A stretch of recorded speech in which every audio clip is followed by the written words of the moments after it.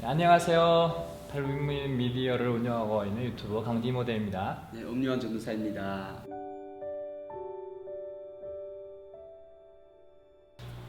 언제 탈북하게 됐나요? 2011년 6월에 탈북을 하게 돼요. 그때 처음에 그 두만강 건널 때 마음이 어땠어요?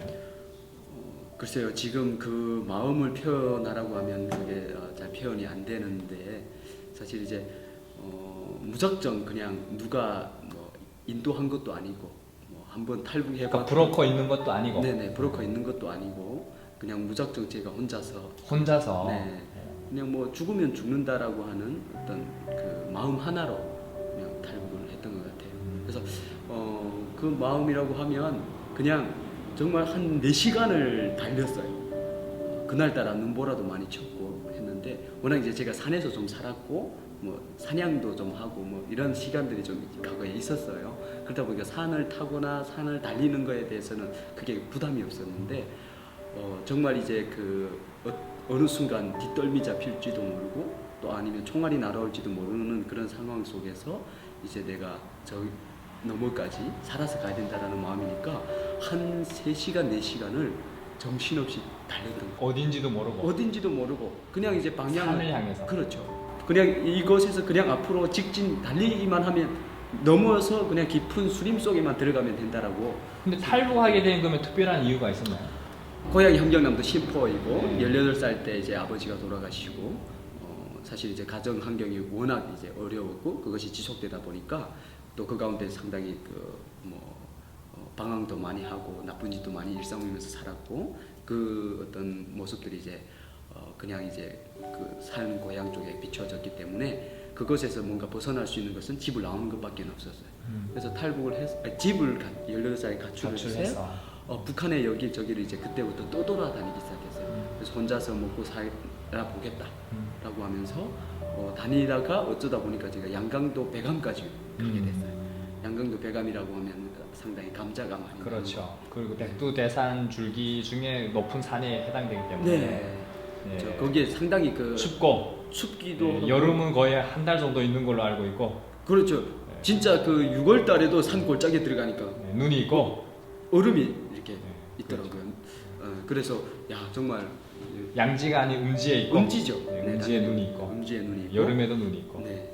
상당히 그런 지역은 이제 제가 북한에서 살면서도 처음 보는 그런 저도 곳이었는데 거기에 이제 가게 된 동기 중에 하나도 북한 사람들이 워낙 이제 그 고난행군 때문에 스스로 살아남기 위해서 막 그 식량 구하기 위해서 막 움직이다 보니까 감자 있는 곳으로. 감자 있는 곳. 감자는 썩어도 먹고 얼어도 먹고 뭐 심지어 껍데기까지 다 먹잖아요. 그렇죠. 그러니까 바다에서 나는 바다 사람들, 예를 들어 신포 사람들도 양강도 쪽으로 많이 들어가게 된 것은 이 양강도 지역은 이깔나무가 많이 있어요. 그리고 이제 산골짜기에서 흘러내려오는 물을 먹다 보니까 이 토질병이 많이 걸리더라고요. 근데 토질병을 예방하는 것이 미역이더라고요. 그래서 그 바닷가에서 사는 사람들이 토질병이라 하면 어떤 병이에요?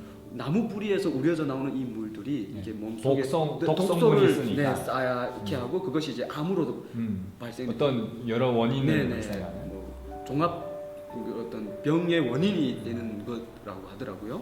근데 이제 그것을 해소할 수 있는 게 미역이라고 하다 보니까 이렇게 그때부터 많은 사람들이 왕래를 했어요.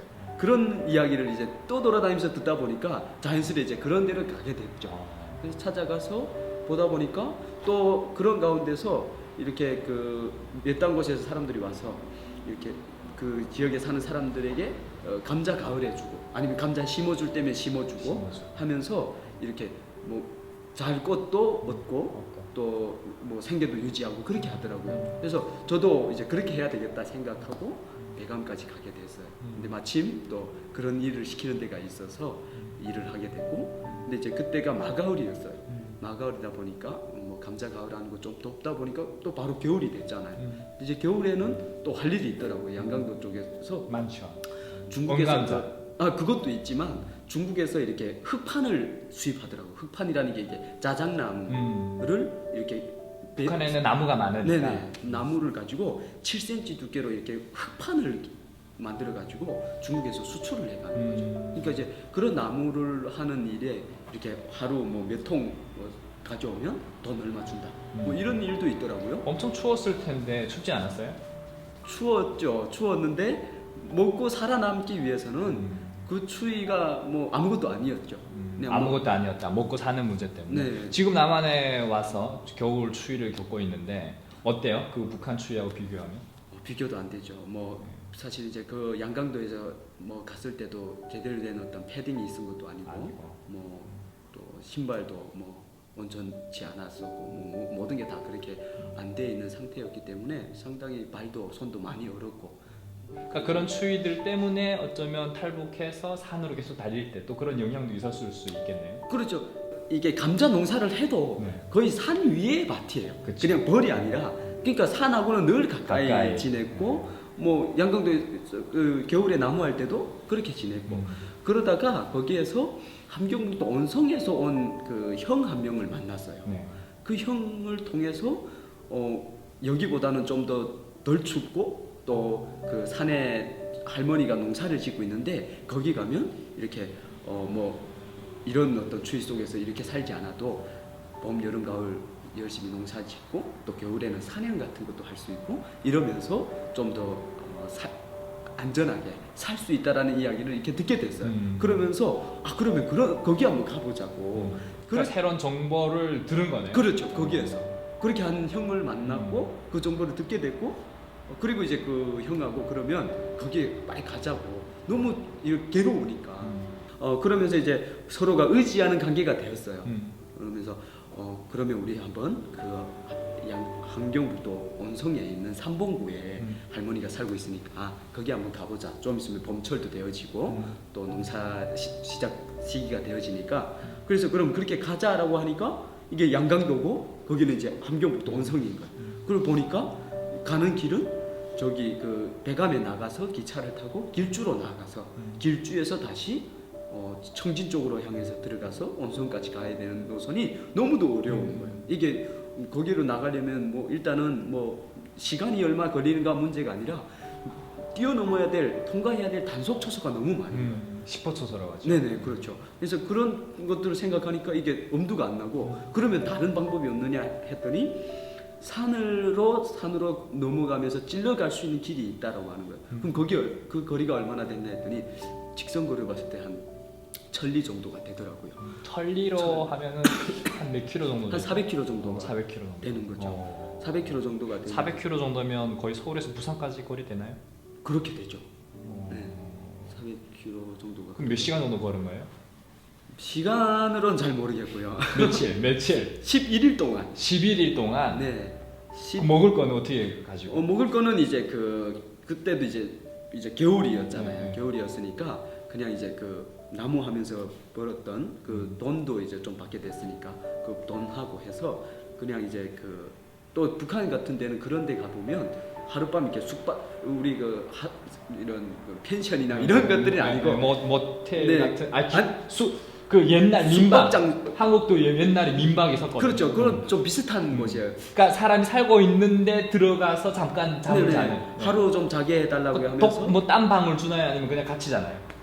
그런 집은 보통 또 딴 방이 있긴 있더라고요. 있어요? 오. 그래서 뭐 예를 들어서 한 2칸짜리 집이라고 하면 한 칸 안에서 뭐 모든 가족이 다 자면 뭐 다른 칸을 또 그런데 이제 좀 이제 부끄러운 이야기이기도 하지만 북한에서 이제 위생상 문제도 있고 하니까 그냥 이렇게 막 먼 길도 가고 하니까 그렇게 막 같이 이렇게 하는 것 그러고 그러나 이제 돈은 벌어야 벌고 이제 하려고 하니까 제공을 해줘요.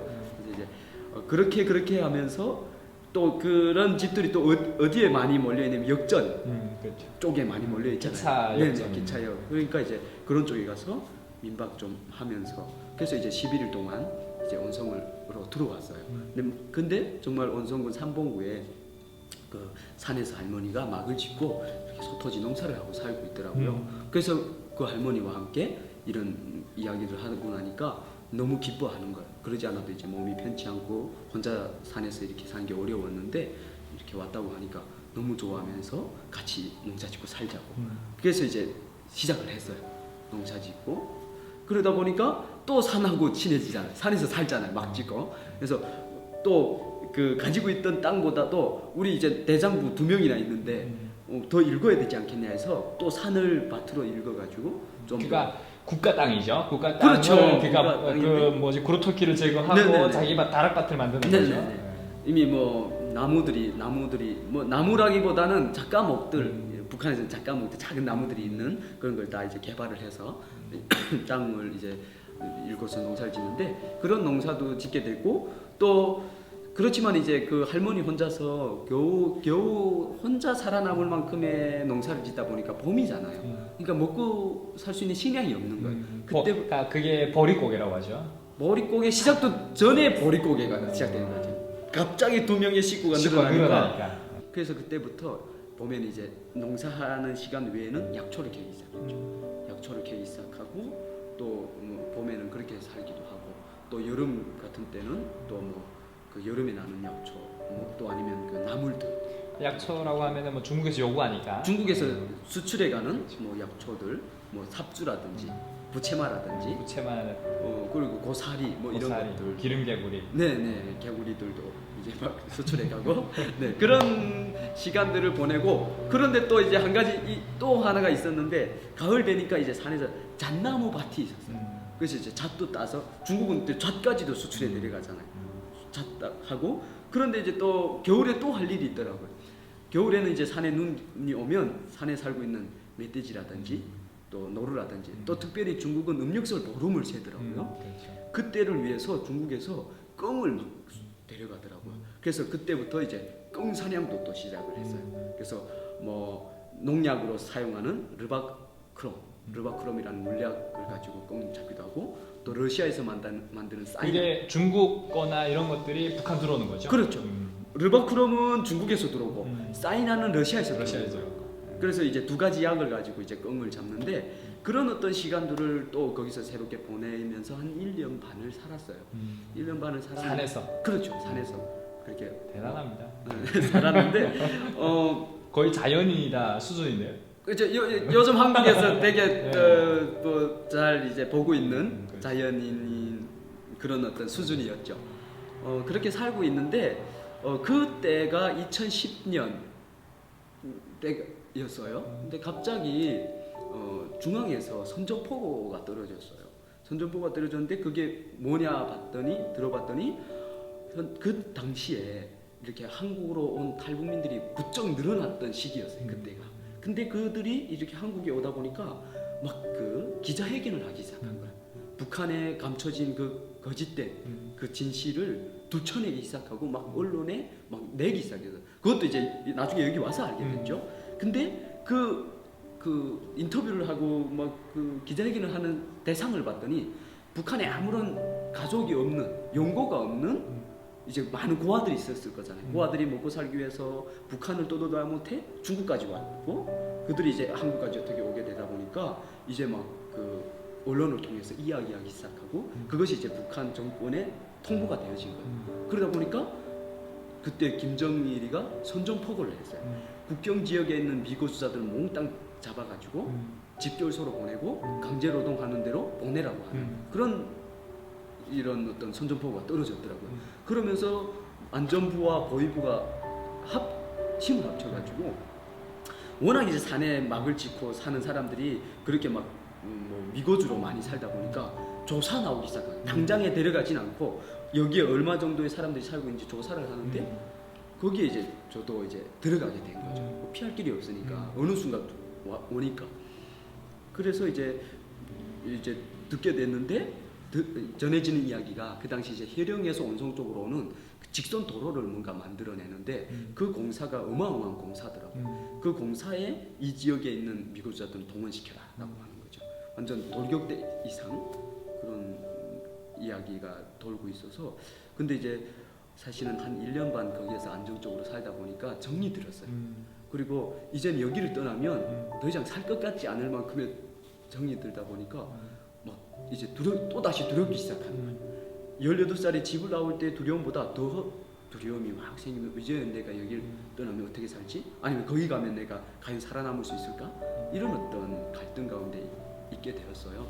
그때 이제 제가 그 할머니가 사돈 그 친척들 중에 사돈이 몇 년 전에 이렇게 먼저 한국에 왔더라고요. 한국에 왔고 엄마가 가고 아들을 못 데려갔는데 그 아들을 데려가기 위해서 브로커를 통해서 왔다가 그 할머니가 거기 살고 있는 줄 알고 그 할머니에게 자기 연락처를 전달해 줬더라고. 그게 한 5년 전에.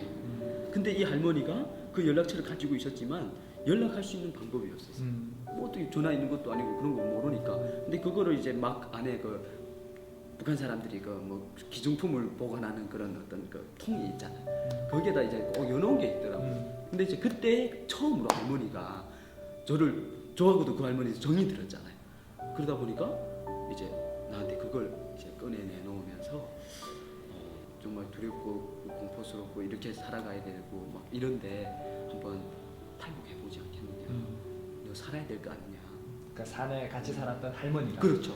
근데 이제 그 형은 같이 갔다가 사실 이제 조금 있다가 좀 삐뚤어 나가면서 또 형은 다른 데 가고 다시 다른 데 가겠다고 나가고 결국 이제 제가 남아서 완전 선조 역할을 제가 했던 거죠. 그러다 보니까 이제 참 많이 사랑해줬고 했는데 갑자기 그런 일이 일어나니까 살아야 되지 않겠느냐라고 하면서 그 연락처를 딱 내놓는 거예요. 그래서 이제 그걸 제가 딱 받는 순간에 한번 내가 시도 한번 해봐야 되겠다. 그러지 않아도 뭐 주변에 또 온송이 오다 보니까 탈북자들이 있다는 이야기 또 듣게 됐잖아요. 그리고 막 이것을 통해서 도강도 많이 한다는 이야기도 듣게 되고 그러면서 이제 그렇죠. 그리고 또 신포 같은 경우는 뭐 마찬가지지만 안쪽에서는 그런 얘기를 잘 듣기가 전혀 어렵죠. 못 듣고 살았는데 여기 오니까 자연스럽게 들려지고 또 이렇게 사냥을 하잖아요. 그럼 산 높이 올라가 보면 중국 땅이 보이고 환하게 보이는 거예요. 그리고 뭐 봄부터 여름, 가을 뭐 보면 이제 그 빤하게 이렇게 보이니까 상당히 볼 때마다 저기는 참 어떤 나라일까, 저기 사는 사람들은 얼마나 좋을까 이런 생각들을 항상 가지고 있었죠. 그래서 이제 그럼 내가 한번 탈북을 해보겠다. 그래서 나온 게 이제 탈북을 결심하고 시도하고 나온 게 2011년 1월 말에 그럼 이제 누구도 뭐 안내해 줄 수 있는 사람, 도와주신 사람 없으니까 내 스스로 탈북을 해야 되는데 일단 군인들이 잠복 쳐서 선다고 들었으니까 어디에 서고 몇 시에 교대하는 이런 기본적인 건 알고 있어야 그래도 좀 성공할 확률이 높겠다 싶어서 산에 이제 그 계산톤 맞은편에 보면 그 북한의 높은 산이 보여요. 그럼 거기서 보면 두만강이 이렇게 다 보이고 군인들 초소까지 다 보여요. 이제 거기에서 사실 한 이틀 또 밤을 샜어요. 그때도 겨울이라 추웠을 텐데. 그렇죠. 근데 워낙 뭐 막 짓고 살다 보니까 뭐 이렇게 나무 같은 걸 가지고 막아놓고 거기에 이제 비닐방막을 씌워가지고 좀 이렇게 뭐 겨울 같은데 이제 불을 피워놨다가 이제 그 숯을 만들어가지고 또 살아남는 기술이 있어요. 거의 생활의 달인 김병만이네요. 네. 그렇죠. 그러면서 한 이틀 동안을 시간 보내니까 이게 조금 어느 정도 파악이 되는 거예요. 그러다가 이제 3일째 된 날 저녁에 탈북을 이제 해야 되겠다 결심하고. 근데 이제 그때 또 한 가지는 이제 제가 이제 죽음을 결심하고 넘어야 되잖아요. 근데 선전포가 내릴 때에 국경 지역에 있는 모든 미거주자들은 다 직교서로 보내야 돼. 이제 더 이상 탈북자들이 있을 경우에는 안 잡아도 괜찮다. 체포 못해도 그대로 사격을 해도 괜찮다고까지 이야기를 했어요. 그때 당시에 좀 더 강화됐죠. 네, 그 전보다는 좀 더 강화가. 지금은 뭐 그게 뭐 변화가 됐지만 그때는 좀 무난하다가 그게 그렇게 강화가 되는 부분이. 그러면 두만강 건널 때 엄청 무서웠겠네요. 뒤에서 총 쏠 수도 있겠다. 네. 그러니까 이게 진짜 몇 시간은 정신이 없었어요. 어떻게 내가 그 시간 넘었는지 기억이 안 나. 기억이 잘 안 남고 과연 그게 두만강이었는지도 잘 기억이 안 남고. 그런데 제가 사냥을 했잖아요. 껌을 특별히 잡았고. 뭐는 살아왔어. 뭐 사냥총 메고 사는 애들 새 줄을 가지고 이제 뭐 토끼나 멧돼지나 노루 뭐 껌 같은 경우는 이제 약으로 잡고. 근데 이제 사이나 가지고 껌을 잡을 때는 이제 콩을 파가지고 거기다 이제 사이나를 넣고 초로 땜을 해가지고 이제 놔요. 눈 뒤끝에. 그 약을 껌이 먹으면 이렇게 몇 발짝 걸어가다가 앉아서 자다가 죽어요. 그 약이 이렇게 그런 효과가 있는데 그 약을 제가 이제 가지고 나왔어요. 뭐 한 사람 먹어도 죽는 거잖아요. 당연하죠. 네, 독이기 그러니까 때문에. 이제 손가락 2개, 2마디 정도의 사이즈가 되는데 사실 거기서 뭐 3분의 1을 먹어도 뭐 금방 사람은 이제 즉사할 수 있는 거죠. 그래서 그것만 이제 무기로 챙기고 나온 거예요. 그러니까 챙기는 이유가 있을까요? 그렇죠. 잡혔을 때는 북한에서 고문당하니까. 네, 잡힐 경우에는 사실은 죽은 것보다 더 고통스러운, 총에 맞아 죽는 것보다 더 고통스러운 일들이 일어나는 것들을 워낙 뭐 포고문에 그대로 나와 있으니까 나오니까 그걸 통해서 북한 주민들에게 공포를 심어주니까. 그렇죠. 네, 그래서 뭐 일단은 먼저 떠나라는 경고이기도 하고, 그러나 이제 그렇게 해서 사형의 터전을 마련하고 살던 사람이니까 떠날 수는 없고, 그러니까 여러 가지 공포가 되는 거죠. 그래서 그것 가지고 하나 챙기고, 어느 순간 내가 저기 무슨 뭔가 소리가 나는 순간에만 되면 입에 넣겠다라고 생각하고, 그리고 이제 막 두만강을 향해서 내려오기 시작하면서부터는 모르겠어요. 전혀 기억이 없고 몇 시간을 왔는데 숲속이 되어진 거예요. 근데 이제 그때 중국이구나 할 수밖에 알았던 것은, 북한 사람들은 이런 아름드리 나무가 만나려면 상당히 깊이 들어가야 돼요. 근데 여기는 이제 그렇지 않고 낮은 산에도 아름드리 나무들이 있는 거야. 그걸 보면서 이제 중국이구나라는 것을 느꼈는데, 그때가 이미 사실 새벽 시간이었어요. 그렇게 몇 시간을 달려 넘어와서 보니까 이제 북한에서 중국을 넘겨다 볼 때 그 북한 중국 집들이 그 기와가 있잖아요. 새파란 기와, 새빨간 기와만 다 그런 단색으로 돼 있잖아요. 근데 그런 집들이 보이기 시작하는 거예요. 그때 진짜 중국이구나 하고 생각하고, 이제 그냥 이제 새벽에 무작정 어느 한 집을 이제 도둑이 들어가고. 근데 이제 그때 제 몰골은 사진을 못 찍어놨으니까 이제 모르는데, 정말 한심했다라고 여겨져요. 이틀 동안 그 산에서 불을 피우면서 이렇게 하고, 지금도 제 체력이 좀 왜소하지만 그때는 더 왜소하고 상태가 말이 아니었는데, 그런 제가 왜소해서 그런지 왜소하게 안 느꼈어요. 이제 한국물을 좀 많이 먹어가지고 좀 떼뽀시를 했다고 볼 수 있겠죠. 그때는 그런 어떤 모습으로 그냥 무작정 이제 두드리고 들어갔는데, 조선족 남자가 살고 있더라고, 혼자 있더라고요. 그래서 말을 했는데 한국말을 하는 거예요. 그래서 이제 이야기했어요. 이렇게 이런 이만저만 해가지고 이렇게 밤에 두만강을 넘었다. 조선족 분인 거죠? 그렇죠. 네. 한국말. 근데 그때는 뭐 조선족 한족 몰랐어요. 모르니까. 그냥 한국말을 하니까 이게 그냥 국경 지역에 사니까 그렇게 하는가 보다 생각하고 이렇게 했는데, 그냥 또 반갑게 맞아주더라고요. 그래서 그 다음 이제 씻을물을 주고 이제 대충 씻고 또 밥을 주는 거예요. 근데 밥을 주는데 이제 쌀밥을 주는 거예요. 너무 북한에서 꿈에도 그리던. 그렇죠. 어찌 보면 내가 죽으면 죽는다, 아니면 살아 넘어가면 하면 생각한 게 쌀밥 배불리 먹고 좀 등 따뜻한 데서 편하게 좀 살고. 어쩌면 그게 꿈이었을 수 있죠. 그렇죠.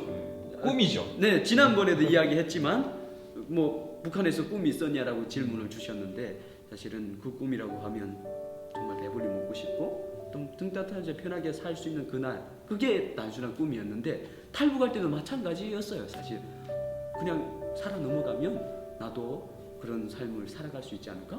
그랬는데 그 순간에 이제 그런 밥이 이제 주어지는 거예요. 그래서 정말 그것도 탈북하는 마음으로 먹은 것 같아요. 정신없이 개능함수. 정신없이 먹고 이제 나고 나니까 그것도 잃어버린 거예요. 약 챙겨가지고 나온 약도. 사이나. 그렇죠. 그냥 이렇게 쥐고 달렸는데 아무튼 몇 시간 만에 이제 살아왔다. 그러나 이제 그 전화번호는 정말 잘 감췄어요. 그거까지 잃어버렸구나. 그거는 이제 완전 살아왔을 경우에 그 생명줄이니까. 그래서 이제 다 먹고 나서 이제 제가 그 전화번호를 꺼내면서 한국에 이렇게 전화할 수 있겠느냐 이렇게 이야기를 했어요. 그랬더니 전화할 수 있대. 통화가 된대요. 그래서 뭐 저는 누를 줄도 모르고 전화할 줄도 몰라요. 그러니까 자기가 이제 그 번호를 뚝뚝뚝 누르더니 전화가 되는 거예요. 전화를 받았는데, 전화라는 거 그때 처음 해보는. 그렇죠. 전화를 자연인에서 핸드폰을 처음 본 거예요. 핸드폰을 원시 사회에서 갑자기. 네. 그런 신세계를 만난 거예요. 그래서 이제 전화를 딱 받았는데 여자분이 받은 거예요. 받더니 여기 지금 지금 계산톤 지역인데 여기 삼봉에서 어떤 할머니를 통해서 이렇게 넘어왔는데 지금 한국 가고 싶어 한다. 그러는 거. 그래서 이제 전화를 그럼 바꿔달라고 하는 거예요. 그래서 제가 그 할머니 소개를 했어요. 소개했고 지금 이런 상황이어서 이렇게 탈북을 오늘 있는데 좀 제발 저를 좀 데려가 달라고 이렇게 이야기를 했어요. 그러니까 아 그러냐고 알겠다고 한번 저 사람 바꿔보라 이렇게 이야기를 하는 거예요. 그러면서 이제 그 사람 바꿔가지고 아 그 청년 좀 이렇게 연길까지만 좀 데려다 좀 어떻게 했느냐 이야기를 한 거예요. 그랬더니 아 그러냐고 그러면 내가 조건이 있다고 하는 거예요. 지금 나한테 중국 돈 3,000원을 나한테 보내주면 저 청년을 보내줄 것이고 그렇지 않으면 그러지 않아도 북한에 지금 국경 지역에 선전포고가 내려진 동시에 중국에도 그게 좀 이렇게 국경 공안에게 그게 됐더라고요. 무조건 그냥 귀찮으니까 북송시키라고 그런 상황이었다 보니까 이제 거기서 제가 처음 이제 들었어요. 아니 여자 같으면 이거 팔아먹을 수라도 있겠는데 이거는 뭐 남자기도 하고 이거 어디 쓸모도 없고 이런 이야기를 갑자기 하기 시작해요. 그러면서 3,000원을 보내지 않으면 안 보내겠다.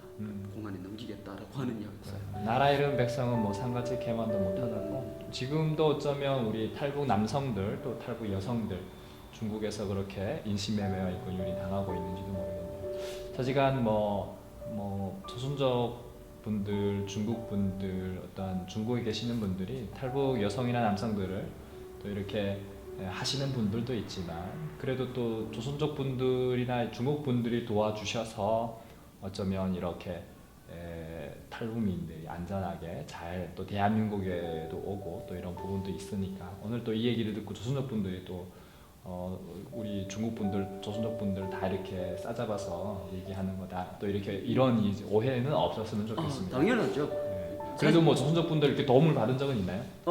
아니 사실은 이제 제가 이렇게 지금 와서 보면 그분이 나를 도왔다라고 생각을 해요.